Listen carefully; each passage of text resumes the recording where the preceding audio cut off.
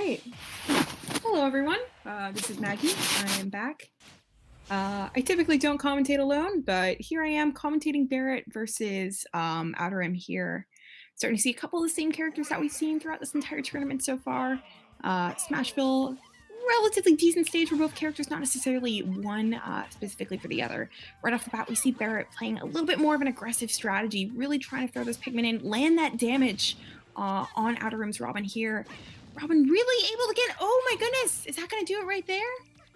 No, I think that OuterRim might have actually saved Barrett at that last moment there. I thought for sure that would have been a super early kill, not even 15 seconds into the match. But with that, OuterRim doing a really, really excellent job at countering a lot of those pigmen attacks, but getting hit by a couple of them right now. Oh my goodness, thank God. I can't do this alone. Sorry, just helping Spiral wrap up his stream there. Don't worry about it at all. Really interesting match so far. We actually saw OuterRim kill Barrett at almost 30% over the ledge, but that wasn't quite the case. Right now, they're just about tied. Barrett doing a really great job getting a couple of those attacks, landing that smash attack. Yeah, really good call out on the roll from OuterRim there at the ledge. I know I've heard Sean talk before about really not liking the Olimar matchup for Robin. The Pikmin just really making it difficult, and I think he's talked about Robin having a tough time getting the Pikmin off of themselves sometimes as well, just with all the sword moves not really covering their body. Absolutely, but OuterRim getting that kill on Barrett right there, starting to take a little bit more of a lead, at least trying to even things up a little bit. Oh, my bad, I should turn that off. Breaking news, we're switching to Breath of the Wild, everyone. It's been a good Ultimate tournament. That Scary 3, W&MSMASH is everything. Yeah.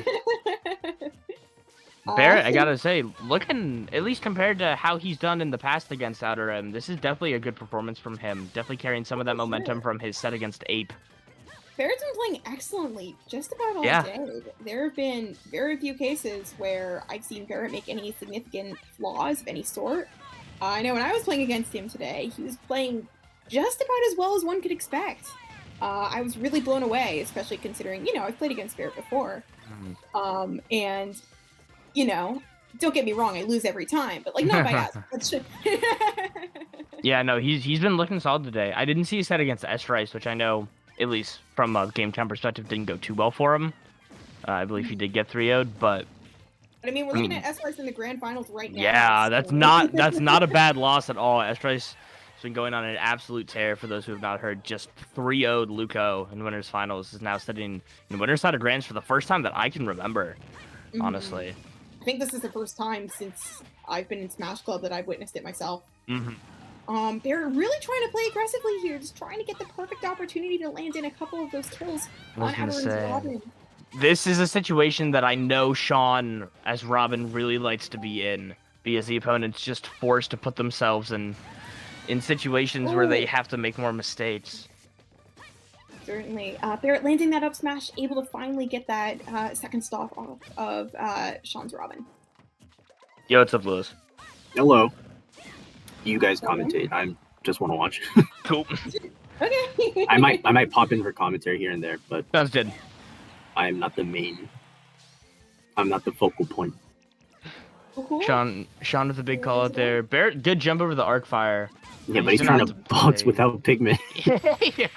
That's gonna be it. Oh, kaboom! Oh, what? Oh, that won't quite do it right there. Good DI from Barrett, barely living. Oh. Giant down smash hitbox. That's what we like to call the classic OuterRim edge trap. Going for that arc fire to F smash. Arc fire.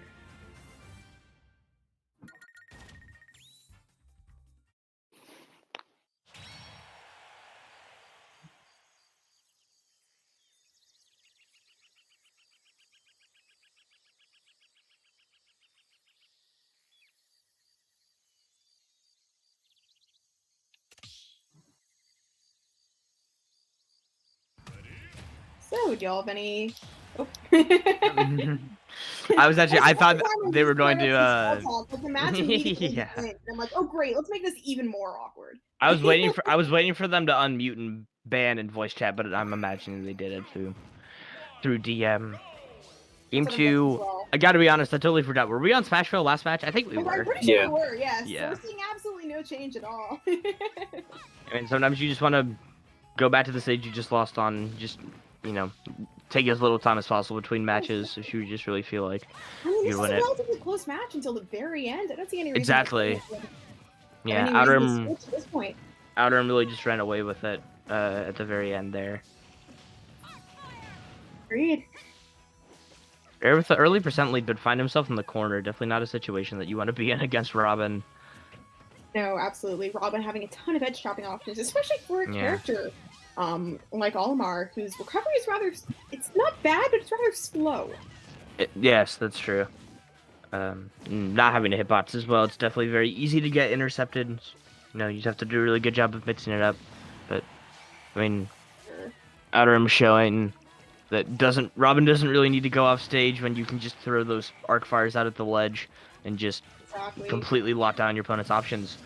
They're really not something out of Barrett.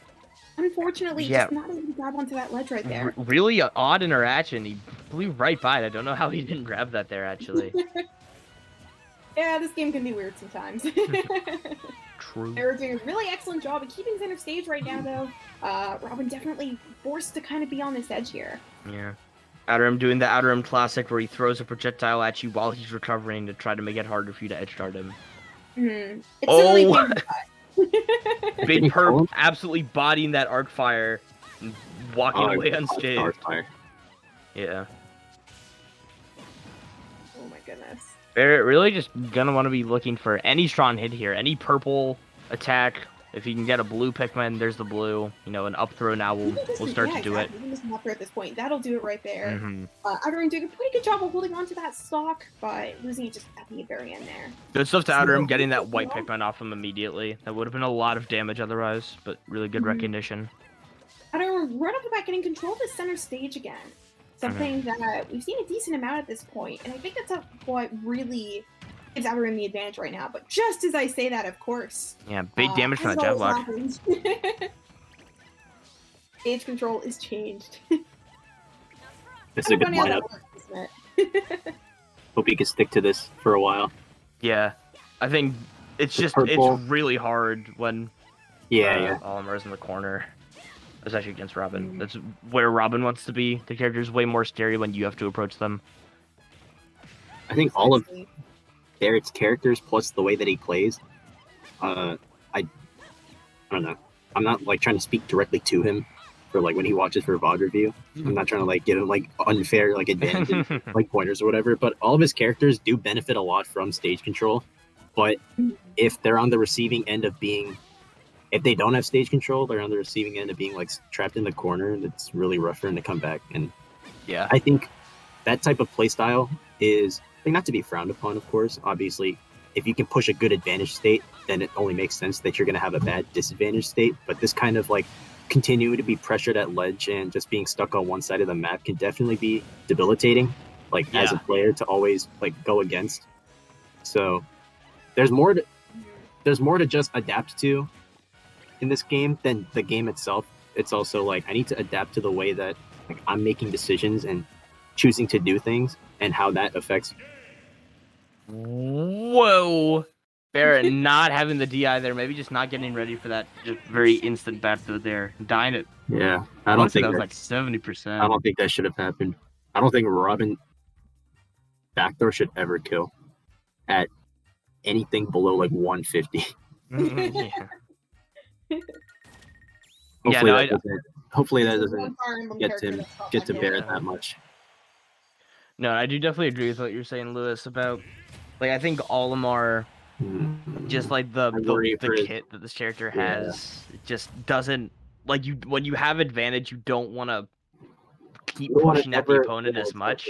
You just don't have the frame data. You don't ever want to let it slip. Yeah, so I think like from Barrett, I would love to see when he gets like right now, for example, he's not center stage. He doesn't have to commit as hard to these options, and we see him doing it a little bit here, just kind of holding onto the platform and keeping OuterRim in the corner. Although it's also definitely not a place that Sean is uncomfortable being, you know, being willing to just charge all his thunders and arc fires. But I just worry. I worry about Barrett's mental, you know, because he's a lot better than he thinks he is. But obviously, when his results don't show it, he gets a little bit frustrated as a result. I do hope that the instant run back to Smashville was not out of a rage, let's get it over with moment, because I think 9 times out of 10 when you find yourself doing that, you've already lost. No, I What's definitely important to agree. know is that these have all been incredibly close matches. They have been close, yeah. So I don't know if that's more or less like debilitating to play as. Like, I was so close to winning, but it wasn't good enough, or It's like akin to like just getting like laid out, you know. yeah, it's a bad mental like path to fall down of just being like, you know, I should be winning and I'm not, and just kind of bashing your head against that wall. Mm-hmm. So I think it can definitely be beneficial sometimes. And again, like you say, it depends a lot on your mental, and it's impossible to know what these players are thinking.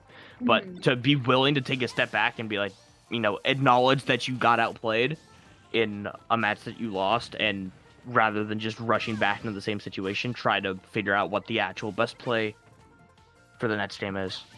There's also a level of like, there's a difference between winning against a good opponent and winning against a good opponent who's not feeling the best about his play. You can definitely feel it as a spectator, definitely as a competitor. Like, the gameplay could have gone much more differently.